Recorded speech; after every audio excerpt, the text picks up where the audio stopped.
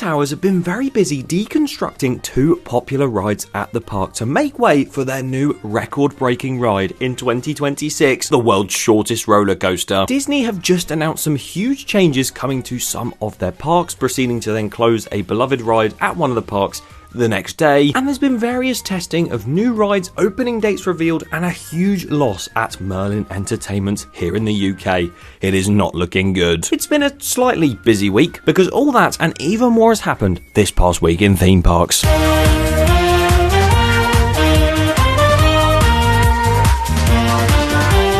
Yes, welcome back to the 21st episode in 2025 of Tuppa Wutuppa, which stands for This Past Week in Theme Parks, where we take a look at the news in the past week in theme parks. Wow, I never would have guessed that. And I wouldn't have guessed how big some of these news stories are. So if you want to skip to specific stories in this video, be sure to use the video progress bar chapters below. And be sure to subscribe to the channel if you haven't already too. These videos do take a while to research and create, so any support would be greatly appreciated. The news then? What's going on? Well, it's been a bit of a strange week, because like I've said, there's been a few big stories that have happened, and everything else hasn't.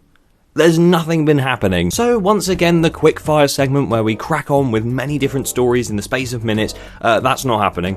Put the gun away. That's still on hiatus, but we're here to talk about the news in the past week. Let's get into it. Starting in the US of A, where there has been a few milestones in some new rides that are being built. Alpenfury at Canada's Wonderland, a multi-launch roller coaster with 9 inversions, which it feels like 10 of them are corkscrews. That has finally had track work completed on it, and now they have begun the process on the clearance testing, dragging that little car through the entire layout and the entire 400 corkscrews on it. Siren's Curse over at Cedar Point, the Vekoma Tilt roller coaster, the one that goes...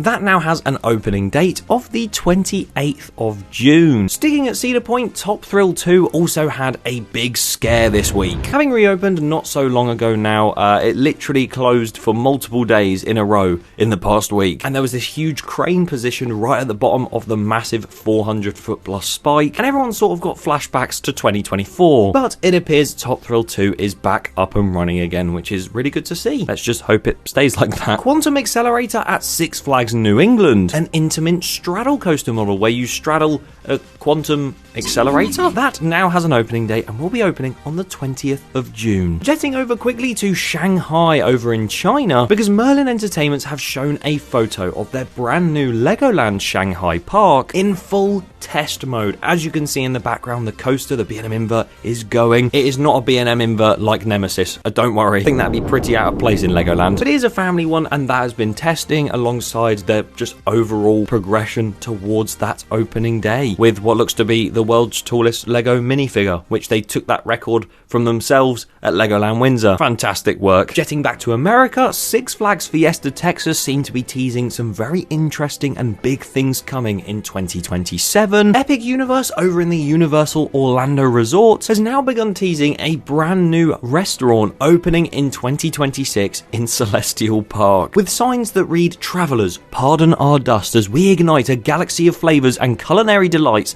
coming 2026. It is not even a month after it opened and they're already teasing new stuff for 2026. Universal are unmatched because they've also been busy over in the Studios Park in Florida, putting up construction walls in the New York section around Hollywood Rip Ride Rocket. The supposed treble clef element, I didn't know it was called that, the bit where it goes through a building and then does some weird ass overbank type thing, there are now green construction walls up around that with a very interesting sign on it, stating that this is a restoration of the historic Engine 89 firehouse. Every single enthusiast in the Orlando space are starting to believe that the Hollywood Rip Ride Rocket replacement that is probably going to be Intamin by that document we found ages ago will be a Ghostbusters themed roller coaster. They're warming up, you know, because they're doing Fast and Furious cars, just random supercars just going on a track. If they then do Ghostbusters for this in like 2027 or something, you've then got a Back to the Future roller coaster that could be opening at Universal Studios Great Britain to work on. Now, I think this would be awesome if it was Ghostbusters themed, and I'm very happy it's not Fast and Furious, to be fair. But that will be an ongoing development for many years to come, so I'll be covering that probably a lot on this series, so subscribe to stay tuned for that replacement. Disney have also been very busy making some new announcements to do with the future of some of their rides at their parks, including one of the most major ones over in Florida at the Magic Kingdom. The closure of the Rivers of America, Tom Sawyer Island and Liberty Square Riverboat, and that date for its closure has finally been announced. The 7th of July 2025. Yes, it's going to be gone in less than a month. I am a fan of the Disney parks, but I haven't been to Magic Kingdom that much in my life, so being able to watch the absolute discourse online of just people being devastated or arguing about this, it's been quite funny. But it's happening, so we can't really do anything about it, because what's replacing it is a new Cars rally race style attraction. Originally looking like it was going to be in very snowy, rocky mountains, and that didn't really suit the vibe of that area, so I don't think it was going to fit in at all. But now they have released a brand new concept image and actually shown the name of the area being called Piston Peak. He did what? Peak. That name though comes from the film Planes. So it's sort of a Cars multiverse style ride, not just Cars. But the actual concept art itself looks a lot better than I could have imagined. You've got a lot more greenery in there. There's a volcanic section towards the right hand side, more of a cave style section at the back, and there's still a lot of water, which I would believe is because of all the backlash about the river closing. But I think this is going to be a great investment. They could have done it somewhere else easily, I know that, but hey, they've decided to do it, so what more can we do? Disney have also confirmed at the Disneyland Resort there will be a brand new Pixar's Coco dark ride opening near Paradise Gardens Park and Pixar Pier at Disney California Adventure, a new Avatar area in that same park that will transform a portion of the current Hollywood backlot area, and also, most importantly, because we sort of knew the other two were happening, we just didn't know where, they've announced a brand new parking structure and transportation hub on the east side of the resort that will provide approximately 6,000 parking spaces and feature a pedestrian bridge with public access to and from Harbour Boulevard and more. That was such a smart sentence from me. I summarised that perfectly. I definitely wasn't reading the announcement or anything. I've not been to the original Disneyland, but apparently the parking situation and the transportation is a nightmare, so that's actually a pretty cool investment then. And the other two dark rides look very cool. I'll go there one day. Disney parks I have been to though, Hollywood Studios back over in Florida. We're talking about all these rides that are going to be closing in the next few months. One has just closed this past week in the form of Muppet Vision 3D, a very theatrical show-based attraction that you would watch, and it's obviously got the Muppets in it. I wouldn't have expected that either. And it's not been the most popular attraction. It always has a low queue at the park, but on its final show ever, it had over an hour's wait, and the queue was spanning all the way back to the Star Wars Galaxy's Edge area, which is just mind-blowing. Fair play. It got the send-off it deserved. And the Muppets are moving over to Rock and Roller Coaster anyway in 2026. And that transformation is going to also start in 2026. Which worries me because Disney don't always stick to their construction timelines. But I'm sure it'll be fine. At least I still get to go on Rock and Roller Coaster at the end of this year. One last story before we head over to the motherland of the United Kingdom. And this is quite a sad story actually. Luna Park in Coney Island that's in New York City, a classic amusement park that is world famous, has posted regarding Coney Island's safety in the future. Because a developer is trying to replace Coney Island's historic amusement district with a casino. Which there's so many classic rides there. There is a Zamperla Valère, so I'm happy to turn that into a casino. But yeah, this ain't a good thing at all. And it'll be a very, very sad time if this does for some reason go ahead. But hopefully they can save Coney Island. And please save me, because I'm about to travel to the United Kingdom. Let's ignore the fact I am already here, because there's been some stuff happening at our major theme park here in the country. But on top of that, there's even some stuff to do with the company that runs that park, Merlin Entertainments, because they have now decided to completely drop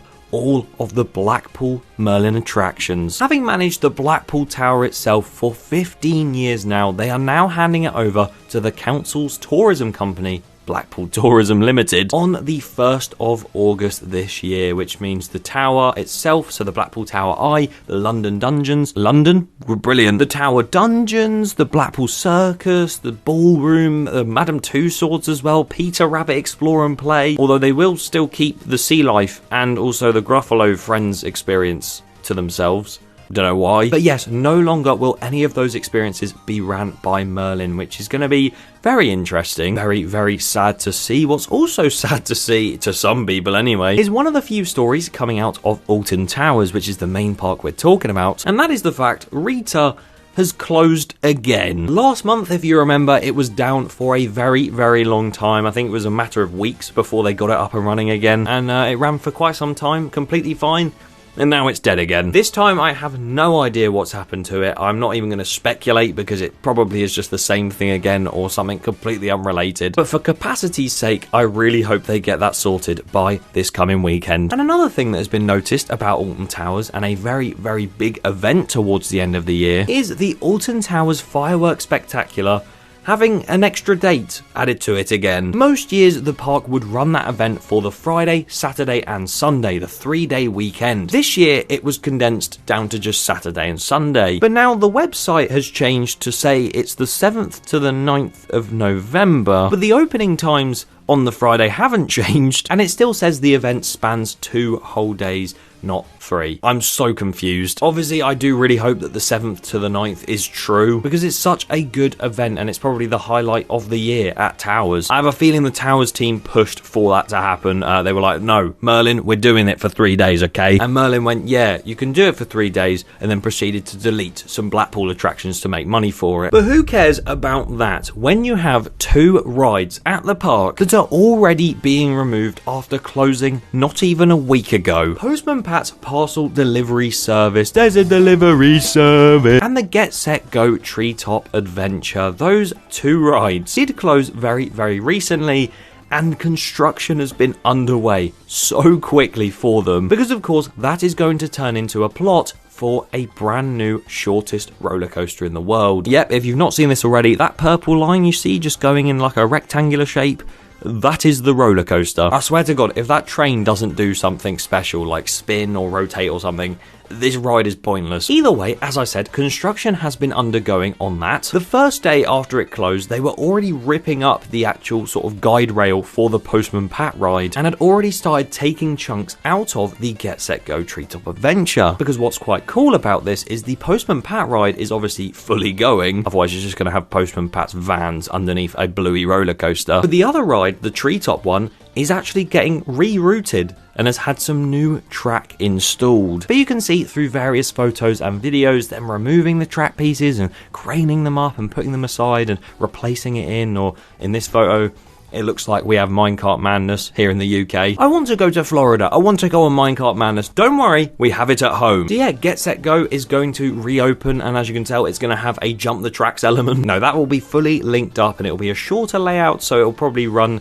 less cars but have a shorter queue, maybe, because the throughput might be a bit better. And that will probably be a good vantage point to be able to see down into the construction site of this new ride. Because once again, like they did with Toxicator and any ride they seem to build now, they have put up these huge construction walls that are stupidly tall, so 99% of people can't look over it. Even if you put your hand up like this, you're trying to film and you go, why did I bang my hand on the roof? You might not be able to do that over these walls to get construction updates. But I'm sure when they start putting this Giga Coaster up with 16 inversions, we will be able to see it above those construction walls. Get Set Go should reopen in early July. I would be tempted to say it might even be late June at this point. Postman Pat won't reopen ever. And Rita, that we spoke about earlier, I hope never reopens ever, because right now I'm still getting away with not riding it all day. What do you think to all of this news that I have covered today? Leave it in the comments below and make sure you subscribe. There's some very exciting content coming very soon, so make sure you don't miss it by subscribing. Goodbye!